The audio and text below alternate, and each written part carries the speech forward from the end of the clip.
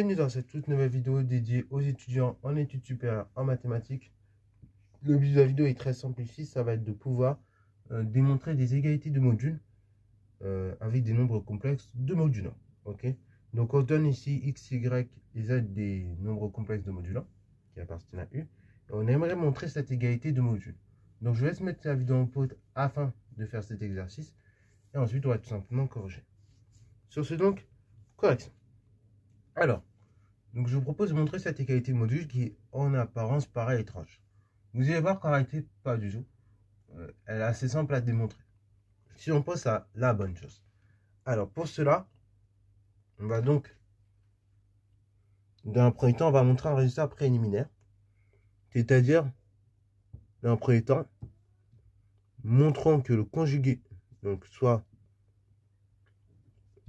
x, y, z, appartenant à l'ensemble des complexes de module 1, on va montrer que le conjugué de x c'est donc égal à 1 sur x.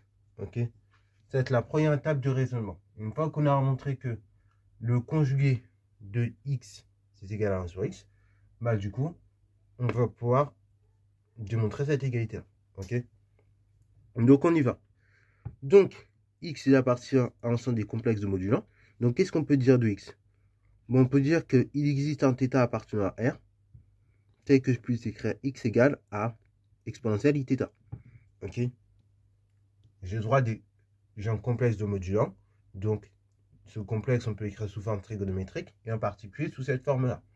Ok, une fois que j'ai écrit ça, bah du coup, je veux le conjugué de x. Donc du coup, le conjugué de x, c'est exponentielle moins iθ. Sauf que c'est 1 sur exponentielle iθ.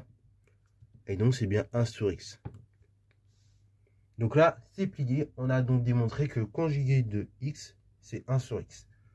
Bon, une fois qu'on a démontré ça, vous allez me dire, mais du coup, comment on montre cette égalité? En fait, c'est assez simple. Donc, on va écrire x plus y plus z en module. Et ça, on va écrire que c'est égal à un module de quoi? Je vais donc tout simplement écrire x plus y plus z. Ceci. Je vais donc au départ, pour que ce soit visuel, multiplier tout par x fois y fois z. Et là, x fois y fois z. Ok? Donc, on va avoir 56 là. Donc, au départ, on peut faire ça. On peut tout multiplier par x fois y fois z. Une fois qu'on a fait ça, bah, du coup, si on peut multiplier par x fois y fois z, on peut aussi diviser par x fois y fois z. Ok? Donc là, pour éclaircir un petit peu les idées, on va donc écrire la chose suivante. Je multiplie en haut et en bas par x fois y fois z, qui de toute manière sont non nuls, parce que x, y et z sont des complexes de module 1, donc en particulier sont non nuls. Donc du coup, par propriété sur le module, je vais voir que c'est égal au module de x plus y plus z sur x, y, z, fois le module de x, y, z.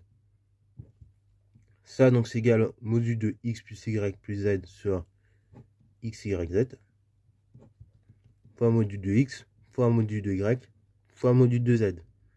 Ça, c'est encore une fois par propriété du module. Module de x égale à 1. Module de y égale à 1. Module de z égale à 1. Ça, c'est car x, y, z appartient à l'ensemble des complexes de module 1 que j'ai cette égalité-là. Bon, là maintenant, ça devient intéressant. C'est pour cette partie-là. En effet, qu'est-ce qu'on reconnaît?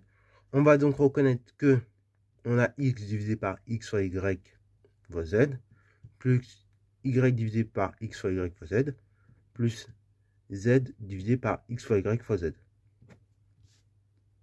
C'est donc égal à la chose suivante. On simplifie, on a 1 sur yz, plus 1 sur xz, plus 1 sur xy. Ok, là, juste simplifier à chaque fois. Enfin, dans un premier temps, j'ai cassé mes fractions. J'ai dit que bah, je peux tout regrouper. Vu que j'ai x plus y plus z, le tout divisé par un même dénominateur, bah, je peux dire c'est x divisé par ce dénominateur là, plus y divisé par ce dénominateur là, plus z divisé par ce dénominateur là. Et ensuite, je simplifie chacune de mes fractions. Donc, x avec x, y avec y, et z avec z. Ce qui me permet d'aboutir à cette égalité-là. Mais ça, regardez.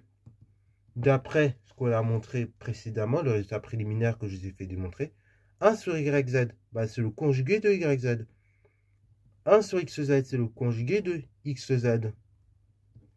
Et 1 sur xy, c'est le conjugué de xy. J'ai donc conjugué, somme de conjugués, bah, c'est égal au conjugué de la somme. Donc c'est le conjugué de x plus y plus x plus z plus y plus z. Le conjugué de la somme, une somme de conjugués, c'est égal au conjugué de la somme. Donc on va écrire le conjugué de tout ça. Et on a démontré, on a montré dans la vidéo sur justement les rappels des complexes que au niveau du module, le module il est identique par conjugaison. Donc du coup, ceci c'est égal au module du conjugué